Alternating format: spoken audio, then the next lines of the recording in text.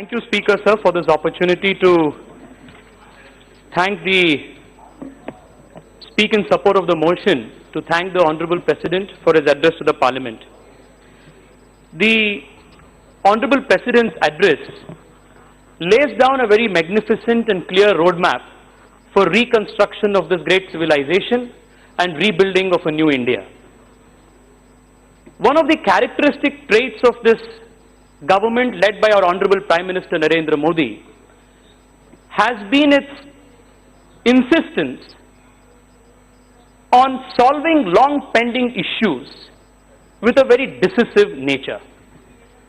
Sir, new India cannot be built without healing the wounds of the past, without addressing the issues that had confronted this nation from a very long time, and without bringing closure to a lot of pressing national issues which had drained this country's energy. And sir, it is to the credit of the Prime Minister's vision and his decisive leadership that many issues of the past have been addressed and have been given a closure. Sir, 370. This issue was pending since the time of our independence. The Prime Minister's leadership and this government's decisiveness has put an end to this continuous separation, psychological, constitutional, legal, and most importantly emotional, that people of Jammu and Kashmir as well as the mainland of India faced for the last 70 years. Article 370 was used as a wedge by Pakistan to further its vested interest in Kashmir and further Islamic terrorism in Jammu and Kashmir. But sir, with the abrogation of Article 370, a 70-year-old pending problem has been put to rest and we have moved on. In the same way, triple talaq, a long pending issue, ensuring justice is given to our young women, young Muslim women, that was addressed decisively by this Parliament and by this government. Sir, more than 500 years, Hindus of this country wish that the injustice that was meted out to them 500 years ago when the great Ram Mandir which was in Ayodhya, which was desecrated and demolished by Babur, that had to be redone, rebuilt. People waited for 500 years, and in the last so many years, people made continuous effort, legally, constitutionally, politically, in mass movements, spiritual movements, to rebuild this temple. But it took the Prime Minister and his decisive leadership to ensure that a big issue like this, a festering wound which had created so much of conflict in the society, even that was addressed. And today, it's a great moment in a red letter day in India's civilizational history because the Prime Minister addressed the nation and made this statement that the magnificent construction of Ram Mandir is only a few months, a few years away, a few days away. A big issue has now been closed. So, in the same manner, whether it was the issue of the Bodoland issue, whether it was the issue of Brur-Yang, all of these issues, which were pending from the last 6 decades, 7 decades, all have been given a closure. When the country was partitioned, sir, the issue of those people who stayed back in Pakistan and erstwhile East Pakistan was a very important issue that needed to be addressed by this country. No government decided to take the issue head on. From Mahatma Gandhi to Jawaharlal Nehru to even Manmohan Singh, from when he spoke in this very house and demanded citizenship rights to Sikhs and Hindus from Pakistan, all of them, irrespective of political parties, spoke in one tone and wanted justice to those refugees who came to India unable to bear the persecution, religious persecution in Pakistan. Sir, it was our government, under the leadership of Prime Minister Narendra Modi and the decisive visionary leadership of Honorable Home Minister Amit Shah ji, which passed this historic Citizenship Amendment Act to ensure that these persecuted religious minorities will be given a justice. Sir, what is extremely disappointing, what is extremely troubling, is that the opposition of this country, knowing fully well that these legislations, especially the Citizenship Amendment Act, has nothing whatsoever to do with taking away citizenship from anyone.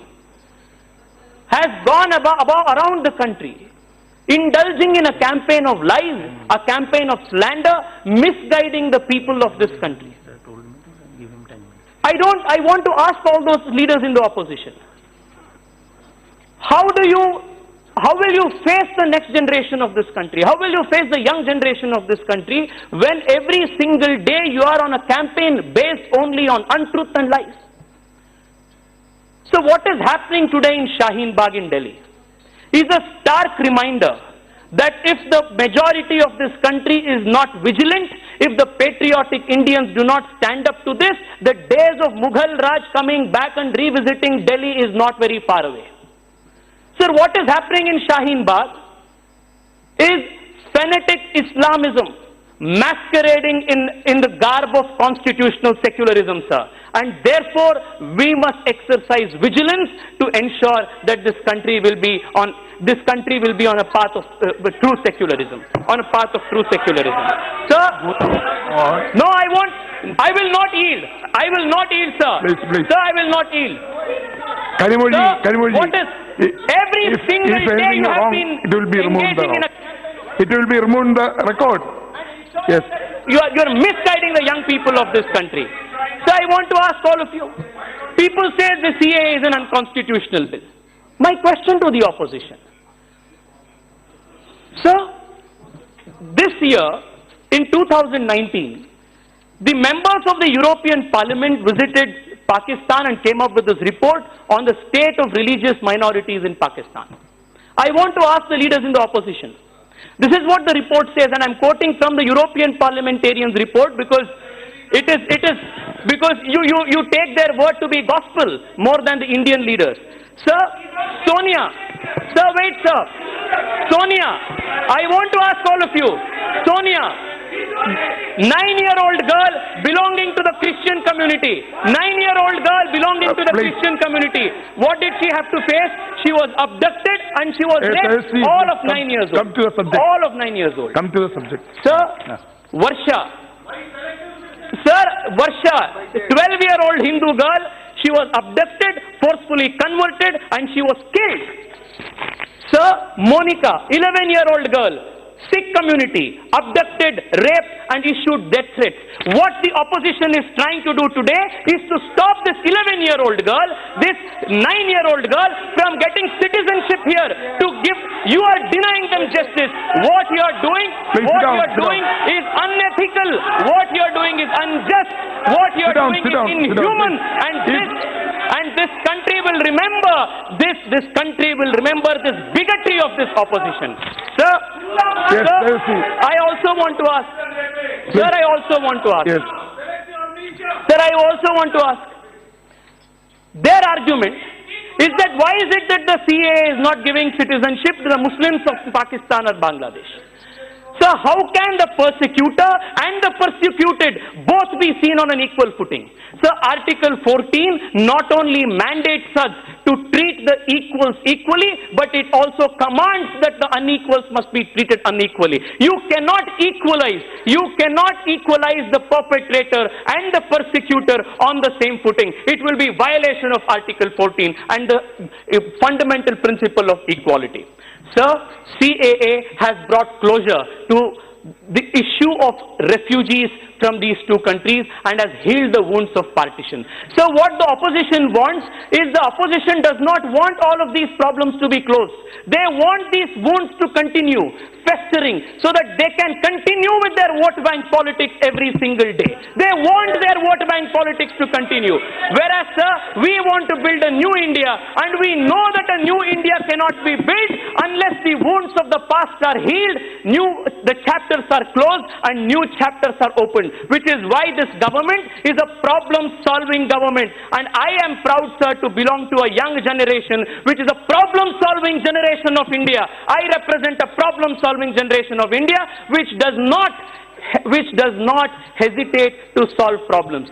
Sir, I just want to conclude by bringing two important points to the attention of this august house. Sir, Winston Churchill, Sir Winston Churchill, while speaking on defining who a fanatic is, very clearly said that a fanatic is a person who does not change his mind nor change the subject. Sir, I have heard the parliamentarians from the opposition from yesterday. All of them have been speaking only on issues that are destructive to the secular fabric of this country. Sir, I don't want to spend much time on that, because under the leadership of this Prime Minister, a new India is rising, and I want to bring your attention, sir, to this new India that is arising. Sir, in 2020, sir, I just want to make two more points. Sir, in 1998, when Abdul Kalamji was the president of this country, we were all in school, and he laid down a very grand vision of 2020 India superpower. And in his grand vision, he focused on how India could rise to be a technological superpower to achieve the status of a global leader. So today, under the leadership of Prime Minister Narendra Modi, this technological vision of Abdul Kalam has found implementation and execution. Sir, just three areas in which we will see this all-pervasive technology being put into action in good governance. Sir, I wouldn't want to take much of your time, sir, but this is something. I will conclude in 2 minutes, sir. Yes, sir, I would just conclude in 2 minutes. Sir, good governance is most essential to bring this country out of poverty, to build this new India. And technology is the backbone of governance of our government. Sir, if we look at how Aadhaar, DBT, how Jan Dhan, mobile, FASTag, RuPay cards, all of these technological platforms today are platforms of good governance. One will realize how all-pervasive good governance based on technology today is. So just on the basis of DBT, direct benefit transfer, the country has saved more than 1,70,000 crore rupees. Kanimoiji, I want to draw your attention. 1,70,000 crores. Perhaps you will understand the magnitude if I say that the country lost 1,70,000 crores in the 2G scam. The amount of money that the country lost in the 2G scam, this country is saving just by the direct benefit transfer, sir. Sir, not just that. Please conclude. Sir, not just that. Sir, 121 crore people have gotten Aadhaar card. You conclude 60 crore people have got RuPay card. More than 2 lakh crores in December 2019 was the transaction amount under UPIs. Sir, 450 schemes of this government, including important schemes like the Pradhan Mantri Awas Yojana, are all based on digital technology, geotagging. Sir, you may remember the days of Indra Awas Yojana, where nobody, sir, the beneficiary clearly had no idea where the money was going. But today, from Indira Awas to Prime Minister Modi's Awas, the country has taken a big leap and has done a full circle of transparency and efficiency. Sir, let me conclude with just one thing, sir. Sir, I would just conclude in 30 seconds. Sir, in 1978, our country, yes sir, in 1978, this country had a very big opportunity of becoming the biggest manufacturing hub, the factory of the world. In 1978, sir, we missed the last bus of industrialization, because the government of the day was more interested in mandal-kamandal politics. The country's politicians that day were in fairy tale socialism, and therefore in 1978, sir, when China opened its doors for liberalization, we were sleeping and were in deep slumber. But today, sir, we have a government which is proactive. Sir, I must congratulate. Sir, I must congratulate our government. Sit down.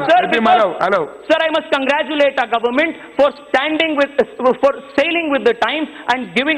Sir, today in the budget, 8,000 crores have been allotted just for quantum computing research in this country, sir.